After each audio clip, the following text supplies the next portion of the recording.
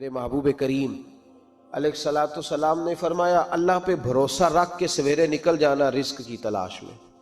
کس پہ بھروسہ رکھنا ہے؟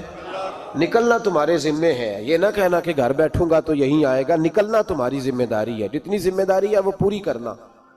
اللہ پہ بھروسہ کر کے نکل جانا تمہاری ذمہ داری ہے، رب کا ذمہ ہے تمہیں رزق دینا، وہ ضرور تمہیں رزق پہنچائے گا۔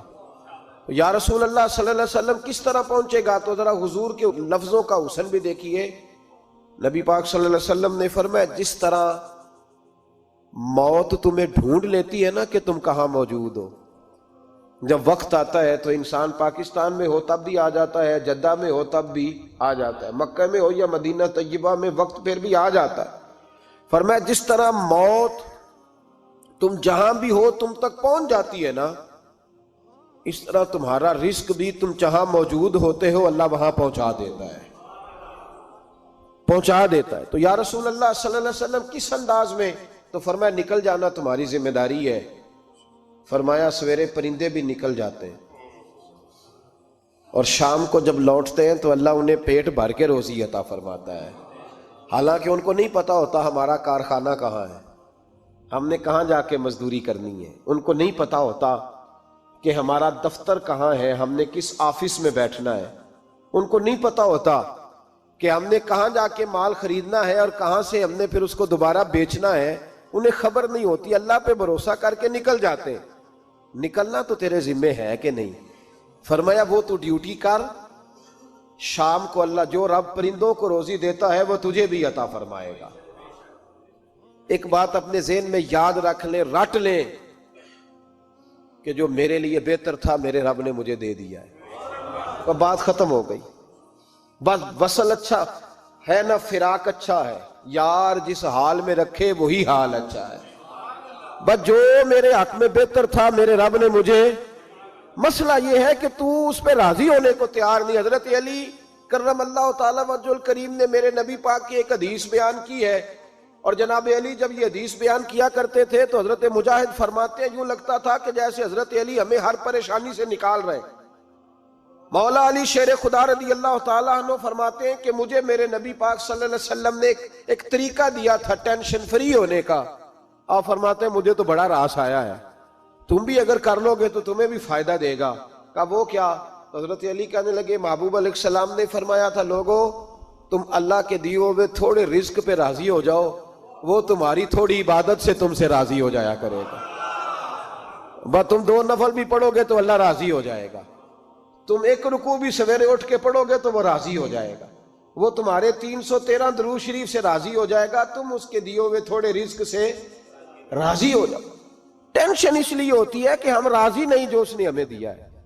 وہ حل میں مزید کی جو دوڑ ہے نا، حل میں مزید کی، بے قدرہ کچھ قدر نہ جاتی، کیتی خوب تسلی ہو، دنیا دار پجاری زردے، کتیاں دے گل ٹلی ہو، بک بک روشن اکھیاں تکیو ویکھ حویلی کلی ہو، تے کوچ نصیر اساں جد کیتی پہ جانی تھر تھلی ہو۔ تو یاد رکھیں یہ جو ہے نا مصیبت کے مال آ کیوں نہیں رہا، وہ سامنے والا پلاٹ میرے گھر کے سامنے ہے گھر کے سامنے، پر رجسٹری میرے نام کیوں نہیں؟ یہ مصیبت سانس نہیں لینے دیتی۔ موٹر سائیکل کھڑی کرتا ہے نا جب آ کے دکان سے روٹی کھانے آتا ہے، دفتر سے گھر آتا ہے، کاروبار سے آتا ہے، تو جہاں موٹر سائیکل کھڑی کرتا ہے وہ ٹینشن بڑی ہے کہ کبھی میری ہو جائے نا یہ والی جگہ بھی، تو میں یہاں بھی بورڈ لگاؤں اپنے نام۔ اس نے مالی پریشانی پیدا کی۔ تو جس حال میں ہے، چونکہ تو نے اپنا یہ حال خود نہیں بنایا، جس نے بنایا ہے وہ بڑا بہتر جانتا تھا کہ تو اسی حال میں اسے اچھا لگتا ہے۔ تو اسے اسی حال میں، ایک بزرگ تھے تو ان کی طبیعت بڑی علیل ہو گئی، بیمار ہو گئے، تو اللہ نے آزمائش دی تو کیڑے پڑ گئے وجود میں۔ ایک کیڑا یہاں سے کھا رہا تھا، اللہ والے بڑے راضی رہتے ہیں اس کی رضا پہ، تو کیڑا یہاں کھا رہا تھا تو نیچے گر گیا، تو بابا جی نے اٹھا کے پھر وہاں رکھ لیا، کہنے لگے جب اس نے تیری ڈیوٹی مجھے کھانے کی لگائی ہے تو میں اس بات پہ راضی ہوں تو نیچے کیوں گرتا ہے؟ بس ٹھیک ہے کھا، جب اس نے تجھے ڈیوٹی جو تیری لگائی ہے۔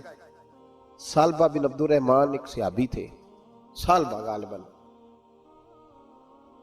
نبی پاک صلی اللہ علیہ وسلم کی خدمت میں آئے، کہنے لگے یا رسول اللہ صلی اللہ علیہ وسلم غربت بڑی ہے، میرے لیے دعا کریں اللہ زیادہ مال دے۔ تو محبوب صلی اللہ علیہ وسلم نے فرمایا تو جس حال میں اچھا ہے وہ تیرے لیے بہتر ہے، جس میں تو ہے وہی حال تیرے لیے، فرمایا تو جس حال میں ہے نا وہ حال تیرے لیے بہتر ہے، اسی میں رہ۔ کہ نہیں حضور دعا کرے، فرمایا سال بعد تو باز آ جا، حضور دعا کرے، فرمایا تو باز آ جا، 2-3 دفعہ کہا، ضد کی، محبوب نے فرمایا جا پھر اللہ تجھے زیادہ پیسے دے گا۔ چند بکریاں خریدی، اتنی برکت ہوئی کہ بکریوں کے ریوڑ بن گئے، پھر کچھ بکریاں بیچ کے گائے خرید لی، ان کے بھی ریوڑ ہو گئے، پھر کچھ اونٹ اونٹنیاں لے لی، ریوڑ ہی ریوڑ۔ پہلے 5 وقت مسجد میں آتے تھے، اب فجر اور عشاء رہ گئی۔ پھر مال زیادہ ہوا تو مدینے شہر میں کوئی جگہ ہی نہیں، مدینے سے باہر حویلی خریدی، پھر جمعہ ہی رہ گیا، جمعے کے جمعے آتے۔ زکوٰۃ کا حکم آیا، میرے نبی کریم علیہ السلام نے حضرت ابو ہریرہ کو بھیجا، فرمایا جا اسے کہہ تیری زکوٰۃ بنتی ہے 2.5%۔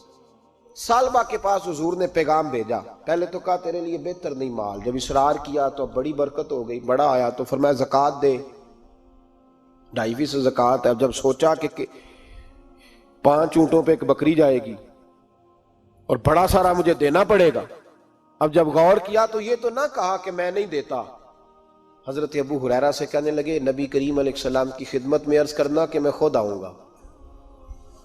حضرت ابو ہریرہ نے آ کے عرض کی یا رسول اللہ صلی اللہ تعالی علیہ وسلم، حضور وہ کہتے تھے میں خود آؤں گا، تو کہتے ہیں محبوب نے ٹھنڈی سانس لی، فرمایا اسے کہا تھا کہ تیرے لیے مال بہتر نہیں، اب ہلاک ہو گیا، ہائے افسوس ہلاک ہو گیا۔ ان کو بھی تھوڑی دیر کے بعد احساس ہوا کہ یہ میں نے کیا کیا، نبی پاک کوئی کہہ دیا نہیں ہے، حضور کو کہہ دیا بعد میں آؤں گا۔ اب دوڑے آئے، عرض کی حضور میں سارا کچھ لے کے آیا ہوں، قبول کر لے۔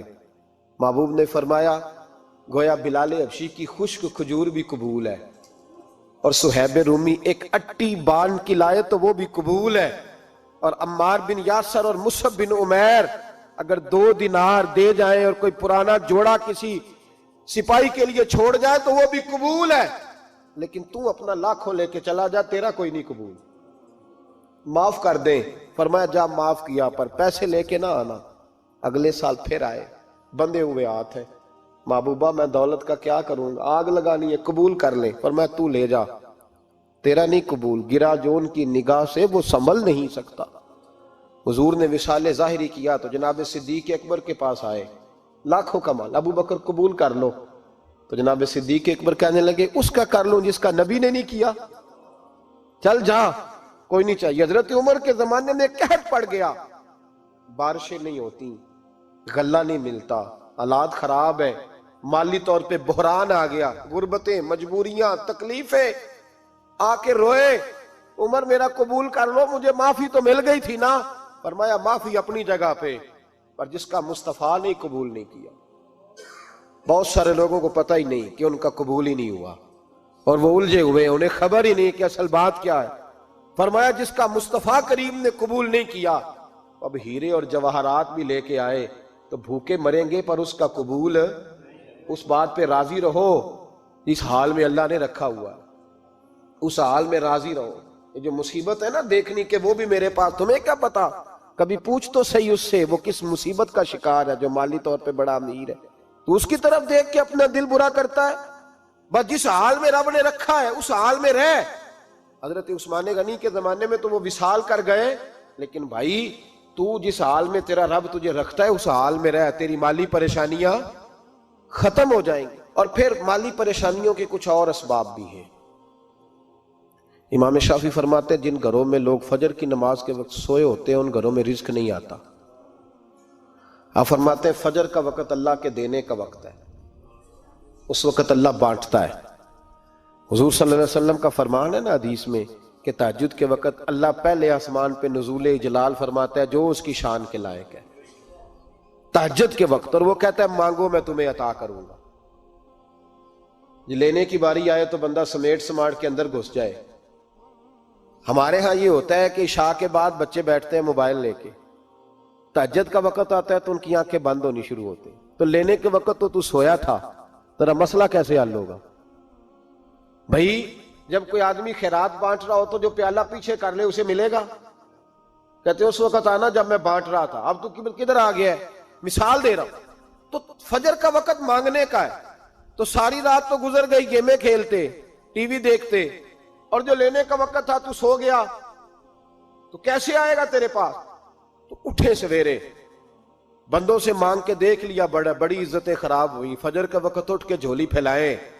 میرے رسول پاک علیہ السلام فرماتے ہیں، رب فرماتے ہیں جب بندے میرے آگے جھولی پھیلاتے ہیں مجھے شرم آتی ہے، کیسے خالی واپس کر دوں؟ تو اس کے سامنے جھولی پھیلائیں سویرے اٹھ کے، رزق میں برکت ہوگی۔ اور پھر ایک اور بات، پانچویں بات، رزق میں تنگی اس وقت ہوتی ہے جب ہم مال غلط جگہ پہ خرچ کرتے ہیں۔